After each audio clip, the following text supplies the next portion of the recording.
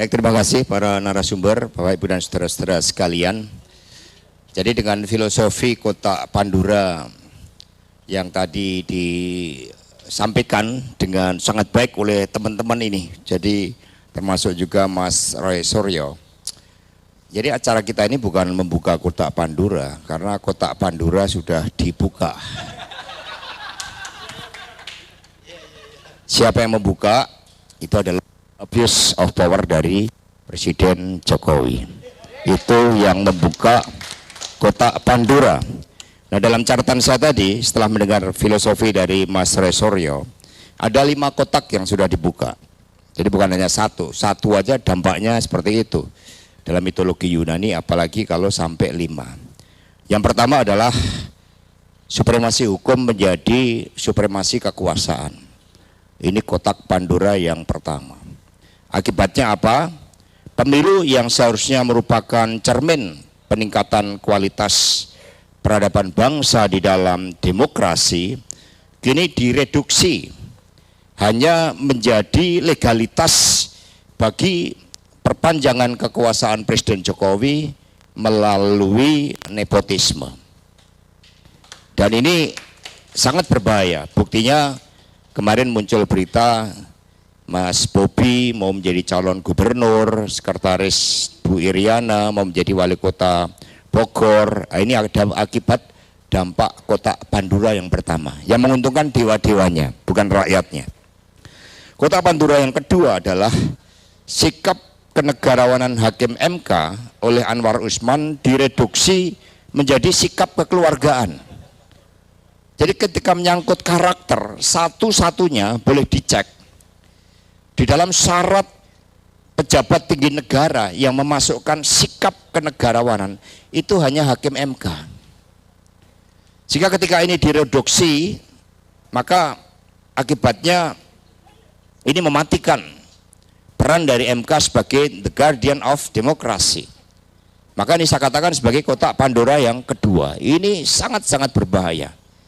Di mana lagi kita punya benteng konstitusi, benteng demokrasi ketika oleh Anwar Usman ini dibuka sehingga akhirnya sikap kenegarawanan menjadi sikap kekeluargaan. Ini nyata-nyata bertentangan dengan konstitusi. Lalu kotak Pandora yang ketiga adalah ketika aparatur negara yang seharusnya netral ini tidak netral.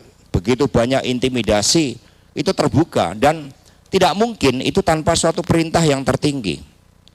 Kami meluruskan bahwa PD Perjuangan ini loyal bagi bangsa dan negara. Kami cinta merah putih, kami cinta TNI dan Polri, tetapi TNI yang dipakai untuk membela kedaulatan negara kita, menjaga kekuatan perdamaian dunia, dan Polri yang menjaga supremasi hukum, bukan supremasi keluarga Pak Jokowi. Jadi itu saya masukkan kotak Pandora yang ketiga. Kalau ini dibiarkan, maka akan terjadi krisis. Karena bekerjanya hukum rimba tersebut. Saat ini kalau kami melakukan pengecekan dari berita-berita, begitu banyak kepala daerah yang baik, yang mikir-mikir ulang.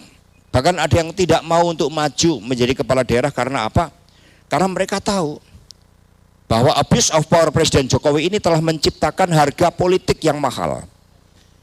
Untuk mengerahkan kepala desa sebagai instrumen politik, praktek yang kemarin 200 juta di daerah basis. Untuk menggerakkan logistik, untuk menggerakkan dengan preferensi memilih atas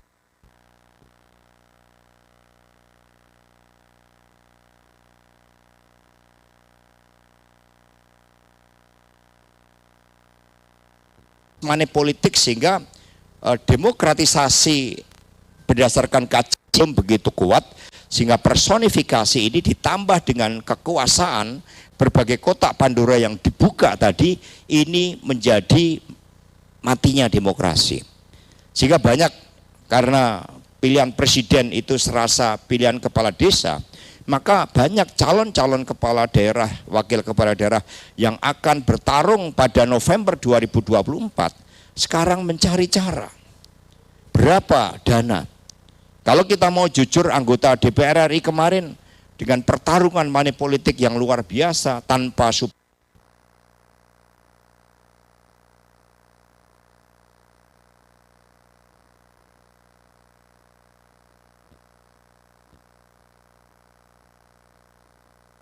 supremasi hukum, itu rata-rata mengeluarkan dana 4, bukan pelembagaan partai, dengan kaderisasi, dengan sekolah partai, dengan melakukan kerja rutin turun ke bawah 5 tahunan, ketika pada H-7 itu bisa dirusak karena suatu proses kecurangan pemilu yang direncanakan secara masif dan sistematis tadi.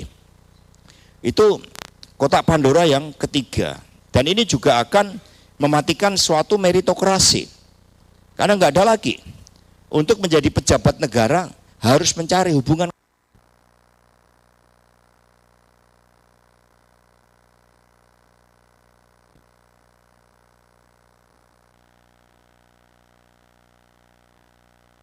kekeluargaan dengan kekuasaan. Tanpa itu maka tidak akan ada.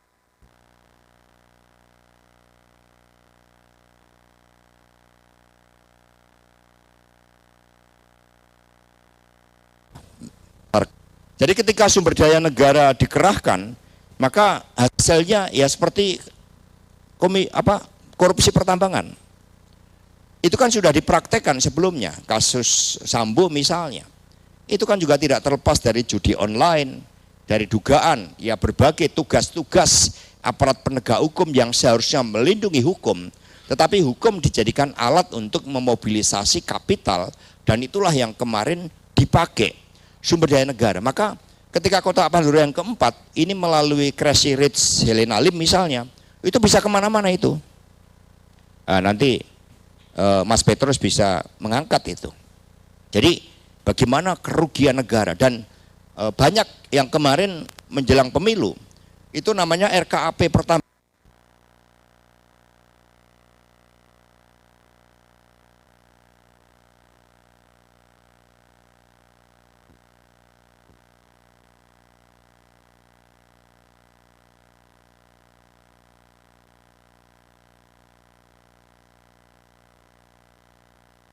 Pengembangan itu nggak di ACC. Sebelum mereka bergerak, itu rata-rata digunakan sebagai suatu desain kecurangan. Maka penggantian Pak Buas dari Dirut Bulog itu tidak terlepas dari kepentingan-kepentingan. Bayangkan testimoni dari Bu Risma, ada surat dari Kepala Badan Penanggulangan Pangan yang dana jelas 22 juta keluarga diintervensi dengan raskin 10 kilogram beras per keluarga. Artinya kalau satu keluarga kita ambil 4 saja orang yang terpengaruh, berarti itu paling tidak 80 juta orang. Dan ini bisa mulus dilakukan setelah Pak Buas diganti. Jangan-jangan penggantian Pak Firly itu juga dalam rangka menggunakan suatu instrumen hukum bagi kekuasaan itu. Sehingga perpaduan kotak Pandora yang ketiga dan keempat tadi itu sangat berbahaya, yaitu mobilisasi aparatur negara dan sumber daya negara menjadi tidak terbatas. Ini yang menimbulkan berbagai persoalan-persoalan tadi. Kemudian yang kelima, KPU, Bawaslu, dan lembaga survei menjadi bagian dari strategi pemenangan pemilu, termasuk Sirekap di dalamnya.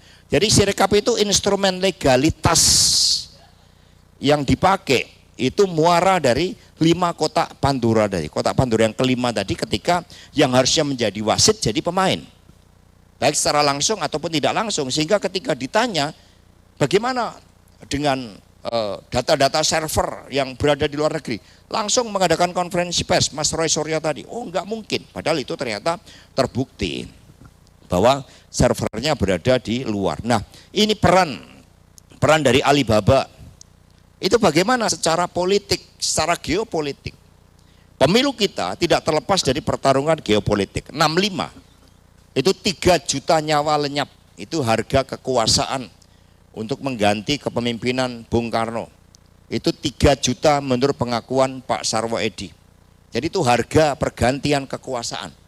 Mereka mikirnya kemarin, toh 23 juta digelembungkan berdasarkan temuan dari Mas Anas ini, Tidak ada artinya dengan 3 juta. Mungkin mikirnya seperti itu. Sehingga 5 kotak Pandora pun dengan sengaja tadi dibuka yang akarnya adalah dari nepotisme. Nah, ketika hal-hal itu dilakukan, ya tugas kita. Karena kotak Pandora itu sudah dibuka, maka kekacauan. Apalagi yang buka melalui nepotisme yang ditimbulkan, yang menimbulkan abuse of power dari Presiden Jokowi. Ini yang harus kita hadapi bersama-sama. Kalau tidak, muncul pertanyaan mendasar, apakah ke depan akan ada pemilu?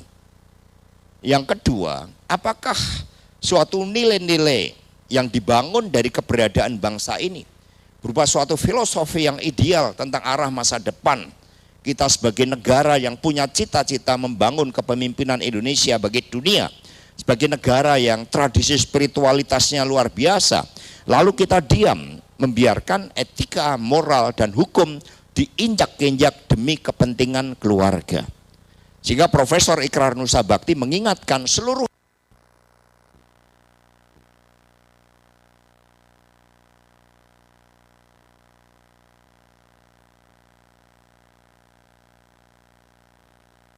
anak bangsa.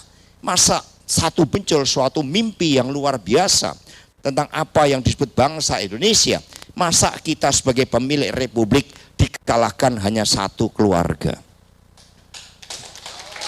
Maka pertarungan terukur kita tidak hanya berhenti ketika MK selesai memeriksa saksi.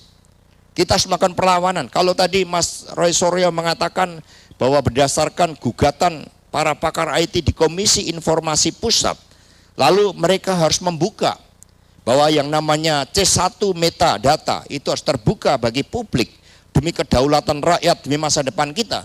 Kita nggak usah berlama-lama.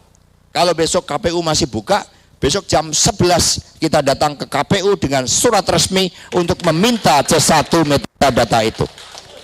Nah, itu harus kita minta, datangin. Kalau perlu sampai tidur di sana, di depan ruang KPU. Nah, itu. Jadi supaya data-datanya, karena sudah ada keputusan dan itu adalah suatu fairness. Itu kedaulatan rakyat.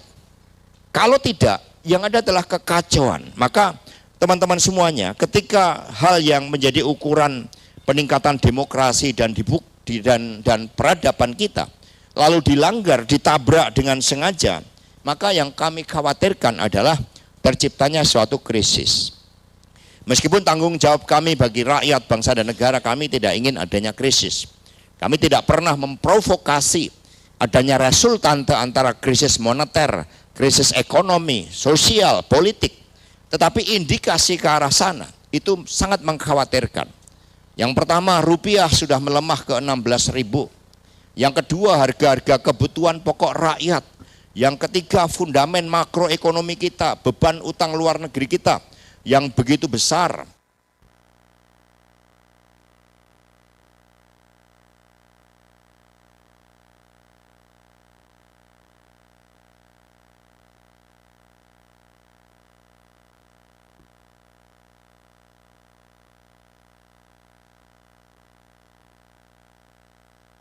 Saat ini mencapai 196 miliar US dollar utang pemerintah. Pemerintah mengeluarkan spal niaga yang lewat Laut Merah.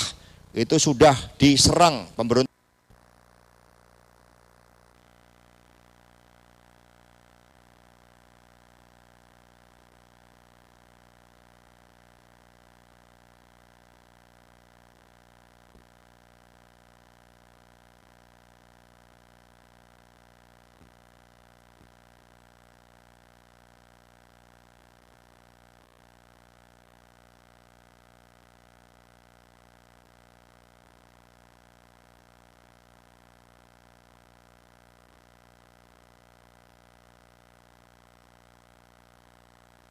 Houthi akibat persoalan geopolitik sebagai persoalan antara Israel dan Palestina. Sikap kita sangat jelas mendukung kemerdekaan Palestina seluas-luasnya, dan itu akan dilakukan secara luar biasa. Menurut saya pengakuan dari para menteri kemarin tidak sekedar normatif. Apa yang disampaikan Bu Menteri Keuangan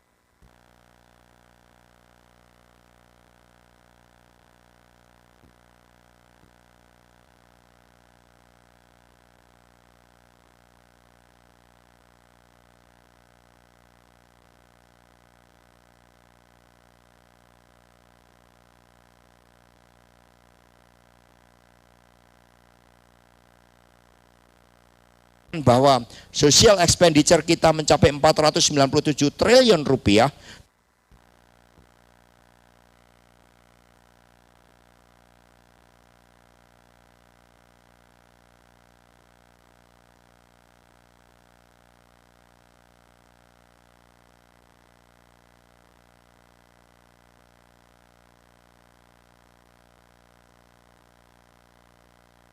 Tetapi yang dibelanjakan melalui bansos, kami secara etik mendorong MK untuk kembali pada marwah sikap kenegarawanan, untuk mencari terobosan hukum dan berani mencatatkan dirinya sebagai betul-betul penegak dan menjadi benteng dari demokrasi Indonesia kita dengan mengabulkan gugatan pemohon 01 dan 03. Yang kedua, lembaga pengadilan termasuk atas dasar keputusan dari Komisi Informasi Pusat untuk mengambil keputusan agar C1 metadata itu dapat dilakukan audit forensik dan dinyatakan terbuka bagi publik. Ini kalau KPU benar-benar di bawah sumpahnya, ini bulan puasa, di bawah sumpahnya bahwa mereka tidak menjadi bagian dari abuse of power dari kekuasaan tadi, maka mereka harusnya tanpa diminta, kalau mereka punya hati nurani yang benar, mereka langsung mengupload C1 metadata kita bagi kepentingan publik. Itu kalau KPU berani. Maka di sini mari kita rekomendasikan dalam waktu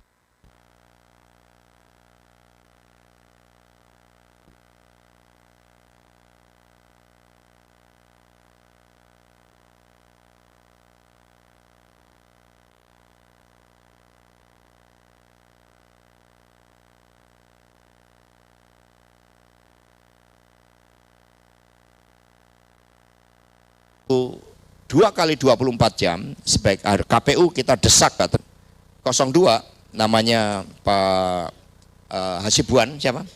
Otto Hasibuan. Ibu Megawati siap dan saya akan dengan semangat. Mosok Pak Jokowi nggak mau jadi hadir di MK kan, kira-kira gitu kan. Nah itu bagus juga, sehingga ini akan terjadi suatu proses pendidikan politik, karena kalau tidak sesuai dengan mitologinya, kotak Pandora ketika sudah dibuka akan menciptakan suatu sisi-sisi gelap di dalam peradaban suatu bangsa. Maka kita harus bersatu untuk melawan berbagai sisi-sisi gelap kekuasaan. Terima kasih. Meriah.